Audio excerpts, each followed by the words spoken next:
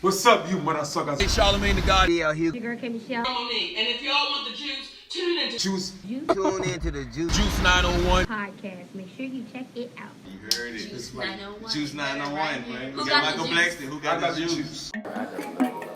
I wouldn't understand, so I said, I don't think I can do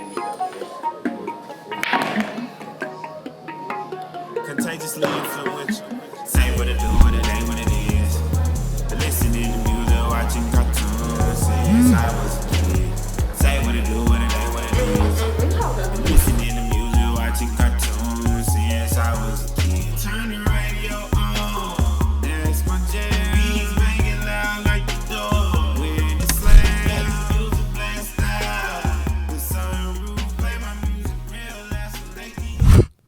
What's up? It's your boy Tay Speaks It Is. I hope you're having a good day.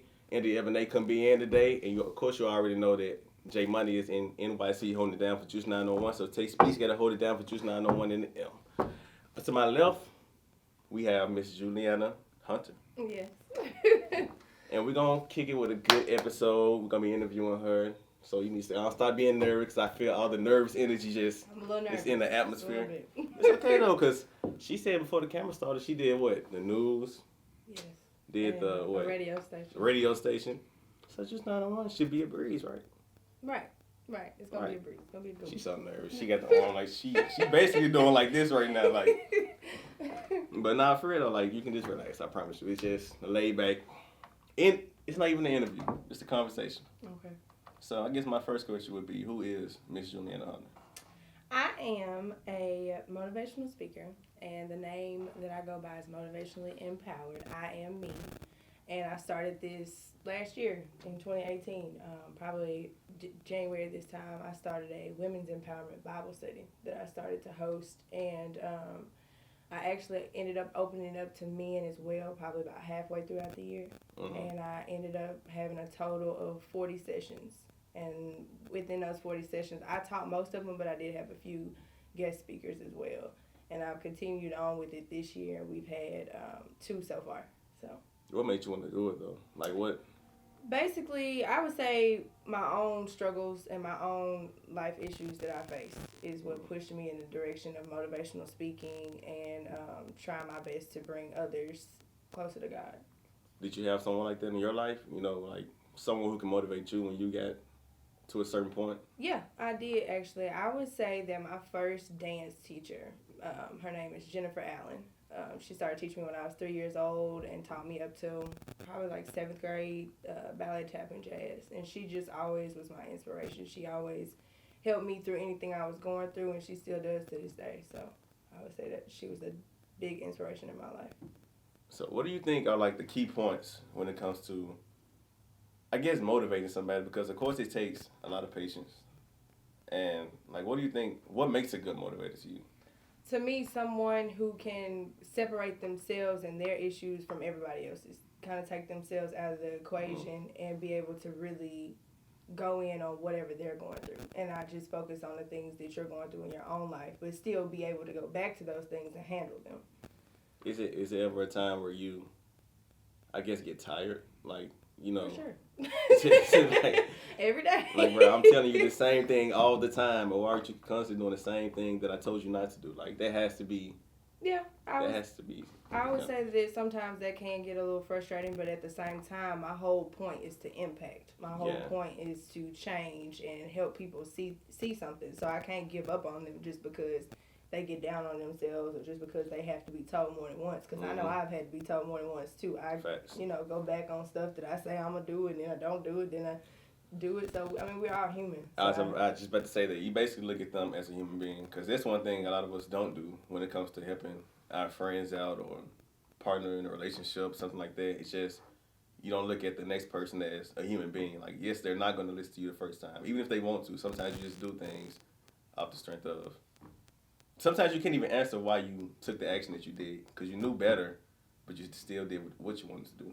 Exactly. So I guess that's something you have to constantly remind yourself of when you trying to motivate this person to get up and make a change in their lives. And I don't know. I might need to look into this whole motivating thing. I definitely think it's it's a good thing. And I've been inspired by so many other motivational speakers, such as Eric Thomas, Trent Shelton. Shout out to Eric Thomas. Right? Shout out to- I listen to him all the time. Thank God it's Monday. Right, so Eric Thomas is him and somebody who a lot of people probably Les don't Brown? listen to. Him too. And I was gonna say The Rock, Dwayne The Rock Johnson. Mm-hmm. Those two people got me through some great workouts. Like, because Eric Thomas is like he brings that kind of energy where it's like I'm motivating you, but I can't make you do anything. Right. Like, you have to get up and do it yourself. You have to want to get up. Exactly. And a lot of people, some people kind of don't like to listen to him because he's always kind of Oh, he passionate. intense Oh, he's passionate. and yelling. But that's what I love about it. Like, I think I'm used to coaches, though, because they like Yep, to dance and that's- stuff, and I'm used to being coached all the time, so that's why I take from it very well. Because like me and my brother, we got two different kind of ways that we get motivated. Like I like that, get your, get. Like, you know, the C.T. Fletcher approach. I don't know if you know who C.T. Fletcher is, but you think Eric Thomas passionate. You think Eric Thomas is passionate? You listen to C.T. Fletcher. I don't know if you might like him because, C.T. Fletcher, he curses. Oh, okay. So it's like it's a whole different kind of. He like the intense defensive football coach kind of energy. But that's what motivates me.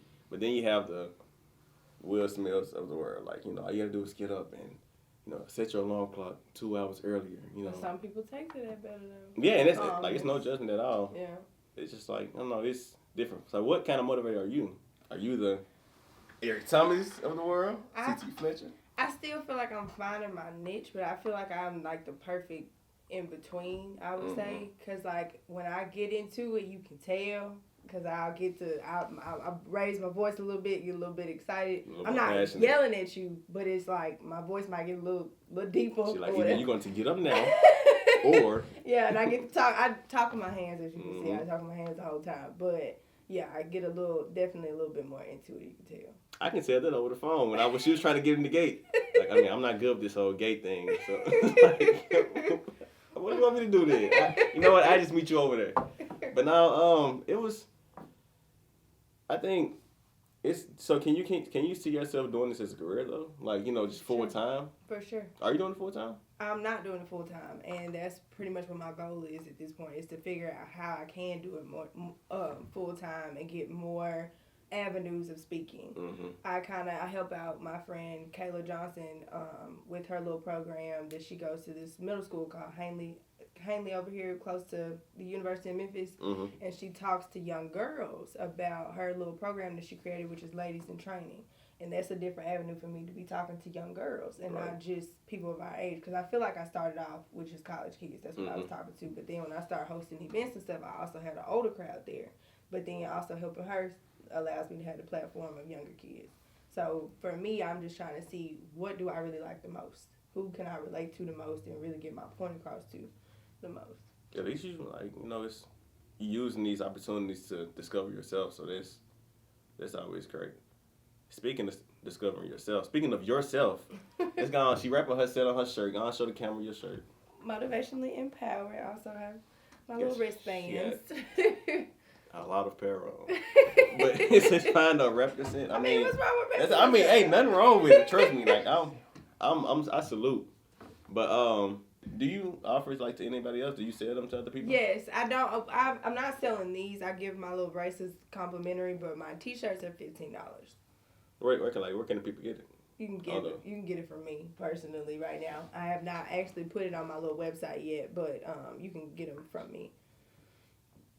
That's dope. Yep. And you also had an event, right? Yes, I actually had 2 events last year. And that's what we're supposed to get. We were supposed to actually have an interview about that one. Yes. I apologize for that one again. No, but it's fine. Like, how did that go?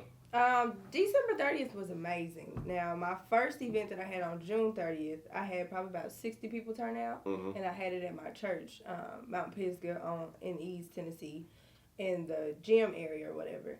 But this time, I had it over there in Halley Plantation in Carterville. It's a little clubhouse area or whatever, and I actually had 90 turn out. So that was That's dope. 'Cause to definite get 90 increase. people, to get 15 people anywhere, like Right. that's That was a definite increase in. It's definitely dope. It was actually more so workshop based this time. Mm-hmm. So I was the first one. I was more so a hostess. This one I was an actual speaker in it myself as well. But I had 3 other speakers along with me. Actually, Yeah, I saw you had Brandon Porter. Like, yes, I went go to this church. Right, we've been going to school together since we was in elementary school. So Where y'all? Houston. Where y'all go? Yeah, we did go to Houston. But I had 3 other speakers along with myself. Plus, I had a little guest speaker that came out as well. He was my opener, my dynamic opener. And but like I was saying, it's more workshop based. So instead of just sitting down listening to somebody talk the whole time, we broke into groups. And whoever you were with, either me or one of the other 3, you heard from us, but you also got to engage. You got to talk as well. So it wasn't like, oh, I'm just going to sit here and watch people talk. I actually had to talk. Other people had to talk as well. Yeah, that was my next question. Like, so basically, how many you said it was 3 or 4 y'all? It was 4 of us total in the actual group breakdown. Or basically, y'all had y'all own time to talk, or it's just everybody at the same time? Everybody at the same time. Everybody at the same time. It was kind of like your own little class, or whatever else you wanted to call it. And the way I broke it down was because my hashtag for myself is FACE, Focus, Accept, Change, and Elevate. And so each one of us had to take from those words to give out the points about Envision, which was the title of it, New Mindset, New Life. So my points were coming more so from Elevate, and everybody else was either Focus, Accept, or Change. Dang. I actually wanted to go though, but why didn't I? Think I had to work. Something happened. There'll be more. I promise. Like y'all, that was my next question. When is the next one? Do you have a plan with those? I like to put, especially with the big ones, at least 6 months in between. So, but I was thinking I kind of want to do some smaller ones, some that might not necessarily be a cost. The cost of that one was only $20, but something else that might just be a little free, something that'll give me another chance for other people to see me, speak that couldn't have been at those events. So I'm working on that. Do you plan to take it outside of Memphis? I would love to. That's the goal. Why not? That is the goal for sure. Next stop, Atlanta. Right. Hey, for real, just do it. You never know how it might work out, because at the end of the day, we all need motivation. Right. Even if some of us may not know it yet, it's like you just need it in your own way, and to be able to, I guess, give motivation in all aspects. Like you said, your C.T. Fletchers, your Eric Thomas, Will Smith, Dwayne Johnson. Like many people, accept motivation in different ways. So if you can cover all those aspects, I'm not telling you to. Right. But like if you're able to do that, then I think you can make a killing out of here. Like, plus if you're not doing it just solely for the money, right? You're doing it because you love it. Exactly. So I mean, money is not even a factor. I mean, if I could do everything and never charge anybody for anything, I would, because it's really about the impact. It's about changing lives to me. That's dope. Like, how long? You said you started last year? 2018 was my first year doing all of this. So what was the day though? Like, what was the day you said, you know what? It was. I need to do this. Like, did something happen? Nothing happened. Yeah, to me, it was more so a process coming out of, because what I experienced in 2015, 2016, and 2017, I went through some things, and I just think coming out of those things and realizing, okay, I got a bigger purpose. I got things that I really want to do, and I also going through school. I just graduated December 16th of last year. I was just praying, God, I want to be more than my degree, because my degree is going towards being a physical therapist. But I just kept saying, God, I want to be more than that. I want to be more than that. I know how you feel. Trust me.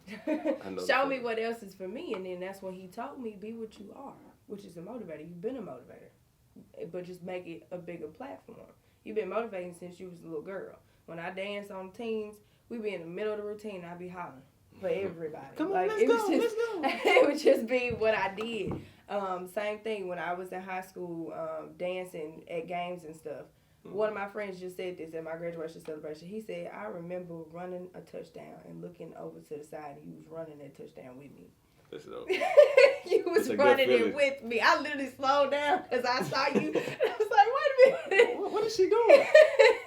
And then I also was a student athletic trainer for the University of Memphis football team. And I was You out here. motivated. So I mean, like what all sports them did you play? every time. Was it just dance or? I just danced. I danced, but I did track in high school. I was just about to say, some of for you like 2 you years. did track or something. Yeah, like I did feel track for you like did. 2 years, but mainly I was dancing. So. But I mean, it's dope though. It's I guess I'm trying to form this question the right way.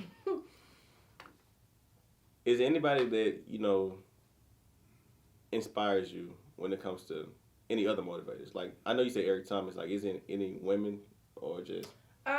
Sarah Jakes, I guess, is more so on the ministry side of it, but I absolutely am really inspired by her. I'm actually a month from today going Sarah Jakes, T.D. Jakes' daughter. Oh. His daughter.